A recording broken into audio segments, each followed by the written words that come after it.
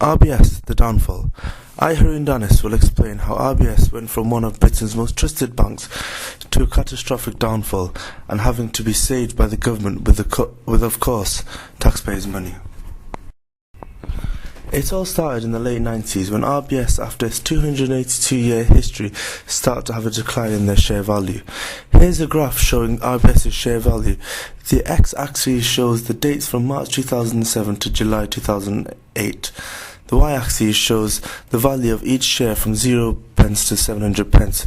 We can see that from March till July 2007, there's a slight decrease in the healthy share value from 640 pence to 620 pence. But as the months go on, a much more rapid decline is shown, and by November 2007, the share value is down to just over 500 pence. Then almost straight after, it drops to 400 pence, and although it does go up slightly at times, it goes down as well and even hits 300 pence at one point in March 2008, which is less than half what it was 1 year previously. Now, of course, something had to be done about this rapid decline. Rbs had big plans to improve its share value, and it all started with a takeover bid of NatWest Bank, a bank 3 times its size. Although the takeover bid was initially led by the then chairman Sir George Mathewson, it was masterminded by the deputy CEO Sir Fred Goodwin. Rbs competed with the Bank of Scotland, sparking of the largest hostile takeover battle in UK corporate history. On 11th of February 2000, the Royal Bank of Scotland was declared the winner in the takeover battle, becoming the second largest banking group in the UK after HSBC, after paying 21 billion to buy NatWest. The successful takeover bid rapidly improved Rbs profits and brought them back in the race with competitive banks. The praise was given to the aggressive working Fred Goodwin, who was given leadership the following year to reign. With the new leader, Rbs began investing like never before through a range of different avenues, rapidly getting the bank known as one of the big players in the banking and finance sector. Through sponsorship deals alone, millions have been spent on the bank's logo was everywhere. Sir Fred Goodwin wanted to make a statement of their success through sponsorship, and Rbs went to sponsor numerous sporting events such as Rbs Six Nations and Formula 1. Sir Fred carried on doing what he specialised in, takeovers. He'd done 7 in 2003 alone, including Royal Insurance and Churchill Insurance.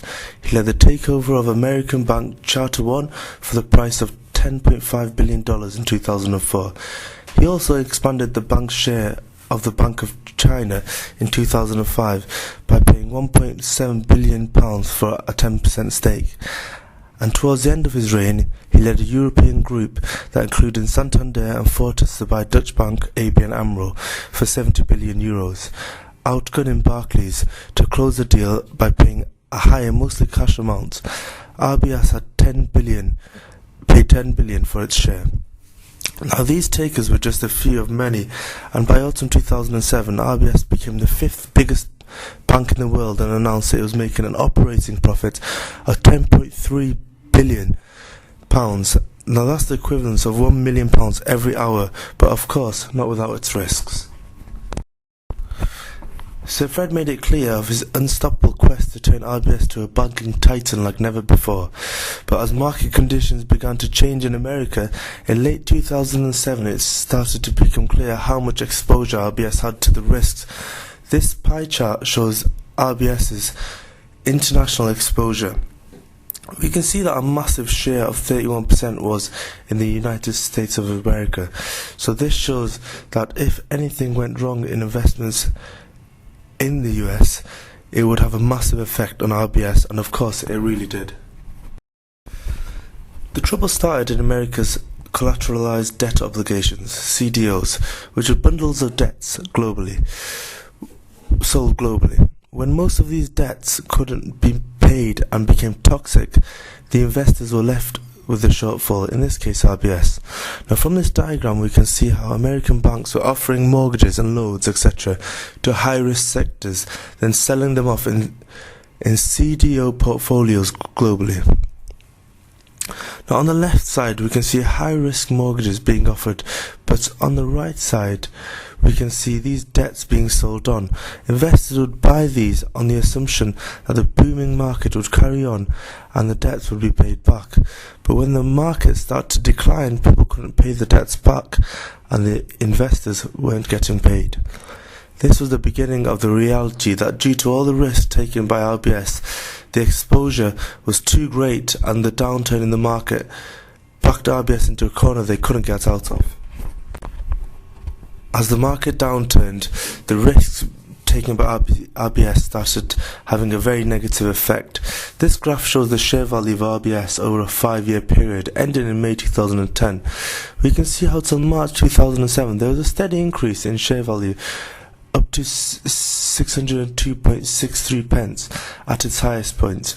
But soon after, the market downturn began and we can really see the effects on the share value with a regular and rapid decline. Even after the British government took a 58% share of the bank by paying £37 billion in October 2008, the share value still declined. We can see in January 2009 the lowest point where the share value dropped to an unbelievable low to only 10.30 pence. This was the time the bank was about to go bust, and the only further investment from the government saved it, but also increased the stake to 70%.